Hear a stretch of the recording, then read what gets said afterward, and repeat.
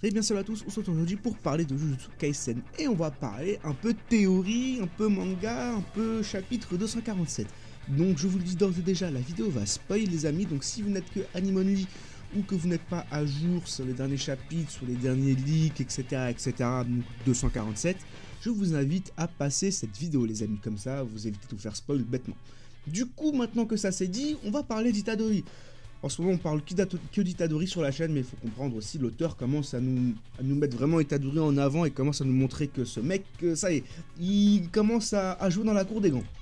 Du coup, chapitre 247, qu'est-ce qui s'est passé Itadori en fait, Itadori, on suppose que c'est Itadori, vous allez comprendre pourquoi.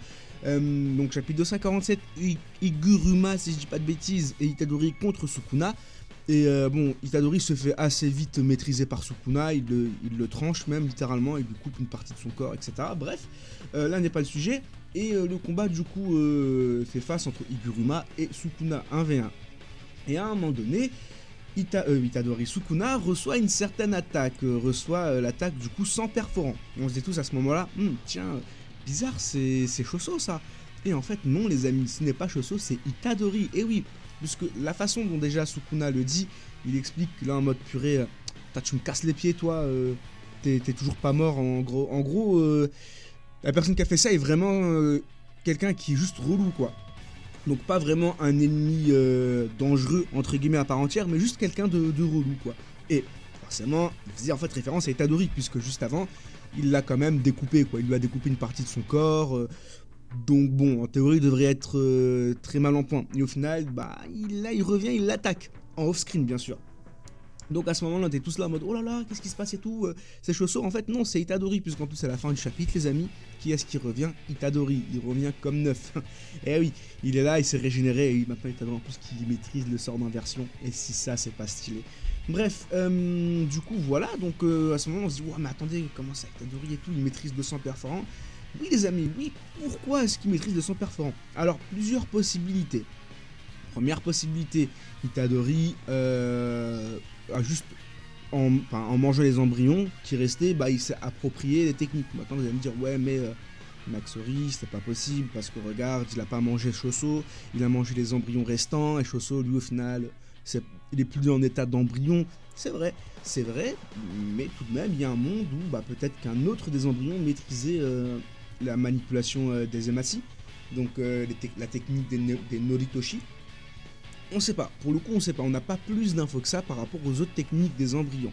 Ça, c'est la première possibilité.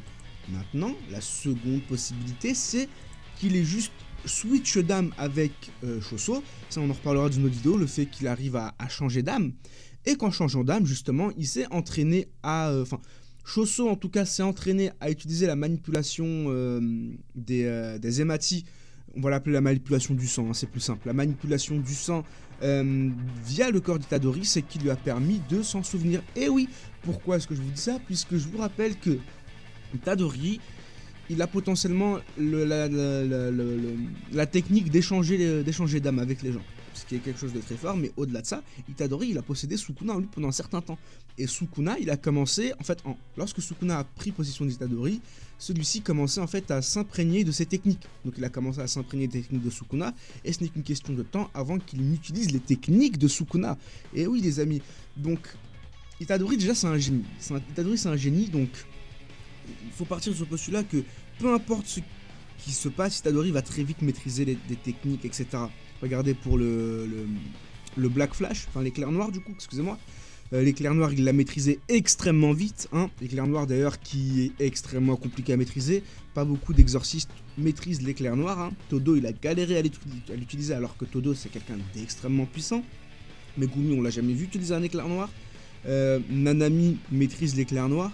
Nanami qui est extrêmement puissant. Bref, plein de personnages qui... regardez par exemple, si je dis pas de bêtises, Geto.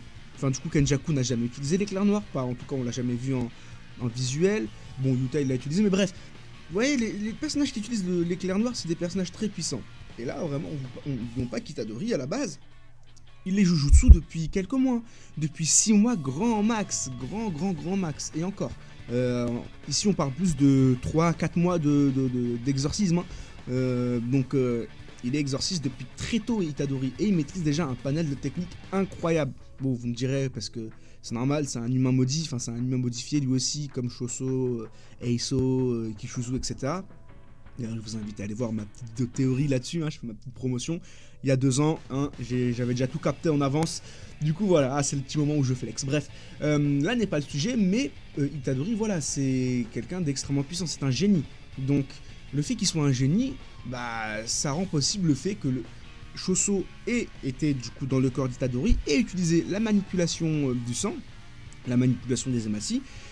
Et du coup, à partir de ça, en fait, Itadori a juste appris la technique, tout simplement. Donc le fait qu'elle soit dans son corps, bah, je sais pas moi, son cerveau, ses muscles, tout ça, ses connexions nerveuses, etc. ont juste en fait appris à utiliser le pouvoir de manipulation des Zamasu. Ce qui fait que, bah, en revenant dans son corps initial, il a juste maîtrisé le sort, parce qu'en fait, bah, Choso l'a déjà maîtrisé, enfin, il avait déjà utilisé le sort via son corps. Autre chose, Itadori a dû s'entraîner avec Choso. Et oui, encore une fois, en changeant d'âme, les amis. En échangeant d'âme, du coup, Itadori est passé en Choso. Et Choso, lui, ça c'est quelque chose d'inné chez lui. Il le maîtrise, tout simplement. Donc, à partir de là, Itadori, il a pu s'entraîner à maintes et maintes reprises via le corps de Choso. C'est qui lui a en plus facilité l'utilisation de ce sort lorsqu'il a dû repasser dans son corps. Et oui, encore une fois. Donc, tout ça réuni fait que Itadori, oui, il peut maîtriser la manipulation des Zamasu. Maintenant, vous allez me dire, ouais, mais tu dis un peu n'importe quoi au final, puisque c'est un sort héréditaire. C'est vrai, mais n'oublions pas qu'Itadori est un embryon maudit à la base.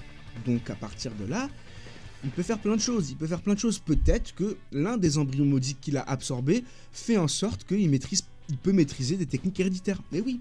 Et alors ça, retenez bien les amis, retenez bien parce que ça risque d'arriver et on ressortira cette vidéo.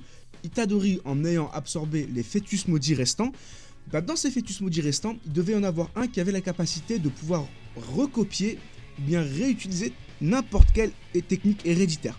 Voilà, peut-être pas n'importe quelle technique héréditaire, mais beaucoup de techniques héréditaires.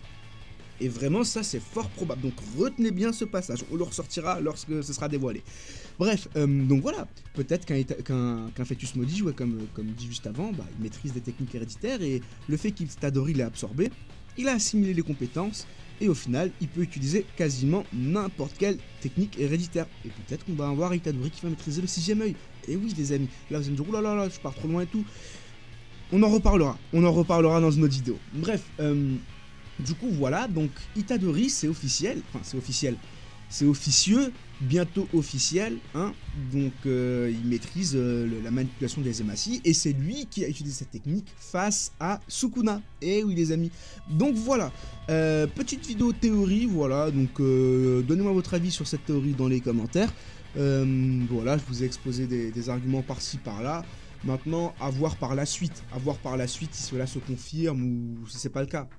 Encore une fois, la façon dont Sukuna explique ça, dit ce qu'il, enfin en tout cas du moins ce que Sukuna dit lorsqu'il reçoit cette technique, tout nous laisse penser que c'est Itadori qui a utilisé cette technique. En plus Itadori qui revient juste après et tout, vous voyez, donc vraiment, il y a des trucs, il y a des signes qui ne trompent pas.